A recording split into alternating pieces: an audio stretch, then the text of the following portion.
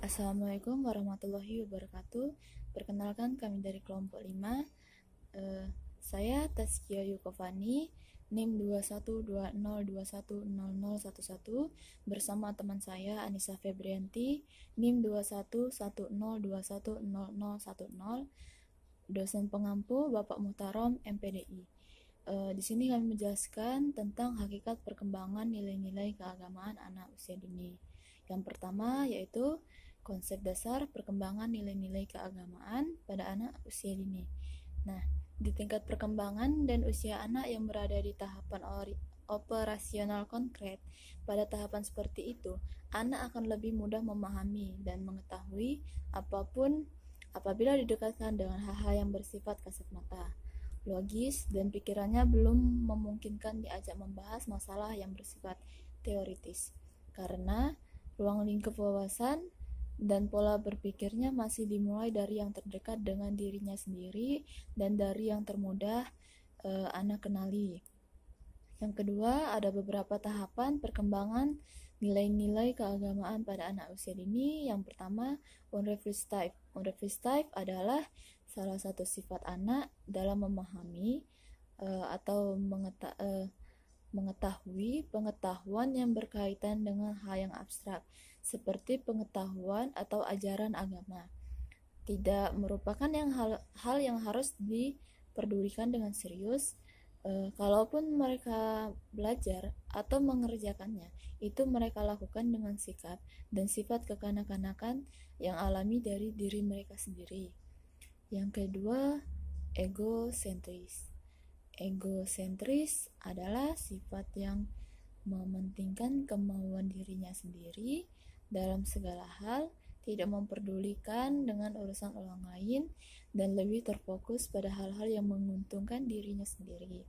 Demikian pula dengan sifat anak pada saat mempelajari nilai-nilai agama dan juga saat bermain atau memilih sesuatu. Mereka akan mementingkan diri sendiri saat mereka memilih sesuatu. Yang ketiga, misunderstand. Misunderstand adalah salah satu sifat salah mengerti atau keliru memahami atau menangkap sesuatu, karena setiap manusia memiliki kecerdasannya dan daya tangkap, daya ingat yang berbeda. Karena di setiap anak tidak memiliki daya ingat dan daya tangkap yang sama, dan juga terkadang akan terjadi kesalahpahaman atau salah mengerti.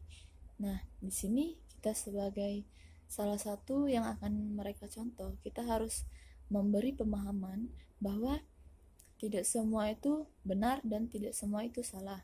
Di sini kita juga harus memberikan pengertian kepada mereka, jika itu salah bagaimana, dan jika itu benar bagaimana. Yang keempat, verbalis dan ritualis. Verbalis dan ritualis adalah fase di mana anak usia 3-6 tahun mengalami fase perkembangan kosakata yang sangat pesat, seperti mereka belajar abjad. Setelah mereka belajar abjad, mereka akan belajar menyusun kata atau memahami kata satu kata demi kata yang lainnya.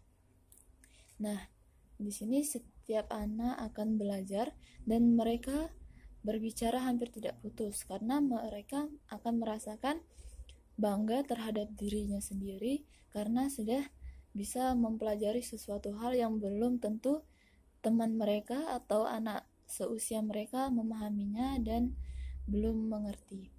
Nah, keterampilan yang baru diperoleh menimbulkan rasa penting bagi mereka, dan di saat seperti ini mereka akan merasa bangga. Selanjutnya akan dilanjutkan oleh teman saya, yaitu Anissa Febrianti. 5 adalah imitatif. Imitatif ini adalah suatu tahapan meniru. Biasanya anak akan meniru apa yang mereka lihat dan apa yang mereka dengar. Contohnya, mereka berusaha meniru gerakan-gerakan atau ucapan yang disampaikan oleh orang dewasa. Nah, pengalaman belajar tentu masih dilandasi dengan terbatasnya kemampuan anak-anak dalam mengungkapkan kata-kata. Anak-anak itu sulit mengungkapkan apa yang mereka rasakan, dan juga setelah diungkapkan juga orang dewasa sulit memahami apa yang mau dimaksudkan oleh anak-anak tersebut. Salah satu hal yang perlu diperhatikan adalah bahwa kita memiliki kedudukan sebagai sosok pendidik yang akan dijadikan model yang akan ditiru oleh anak-anak. Berikutnya adalah C, kompetisi hasil belajar dan indikator perkembangan nilai-nilai keagamaan pada kurikulum. Bila kita mencoba memperhatikan dunia pendidikan secara makro, nampaknya cukup beralasan bahwa untuk dapat maju, masyarakat perlu pelajaran baru. Diperlukan sedikitnya 3 langkah pembaruan, yaitu yang pertama, dalam hal melakukan program pengajaran, ketertinggalan pelajaran di sekolah. Yang kedua adalah mendefinisikan ulang apa yang harus diajarkan di sekolah, serta menolak kurikulum ke dalam 4 pilar dengan penilaian diri dan pelatihan. Tentu saja ketiga aspek tersebut sangatlah relevan dengan kondisi dunia pendidikan pada saat ini, yaitu prinsip dasar penyelenggaraan pendidikan di taman kanak-kanak. Keenam prinsip tersebut adalah 1. Prinsip pengamatan, yang kedua yaitu prinsip peragaan, yang ketiga yaitu prinsip bermain sambil belajar, yang keempat adalah prinsip bermain sambil belajar. Ini banyak digunakan oleh para pendidik karena anak-anak sangat menyukai bermain dan metode ini mudah dipahami oleh anak-anak. Yang keempat adalah prinsip autoaktivitas, yang kelima adalah prinsip kebebasan, dan yang keenam adalah prinsip keterkaitan dan keterpaduan. Berikutnya ada contoh teladan dari seluruh aspek pendidikan yang ditampilkan oleh guru dalam pengembangan nilai-nilai keagamaan bagi anak. Harus mampu dipersiapkan dengan baik sehingga anak mampu mendapatkan pengetahuan yang komprehensif saat mereka belajar. Anak-anak juga mampu mengerti, mudah memahami akan materi yang disampaikan oleh para pendidik. Misalnya, guru perlu memperhatikan cara mereka berpenampilan dan berpakaian pada saat mereka mengajar. Dan juga mampu memberikan contoh yang benar pada saat mereka melakukan praktik keagamaan. Nah, yang berikutnya adalah kompetisi perkembangan moral dan nilai-nilai agama menurut usia-usia mereka. Anak 3-4 tahun, anak mampu menirukan dan mengucapkan bacaan, doa-doa atau lagu-lagu keagamaan.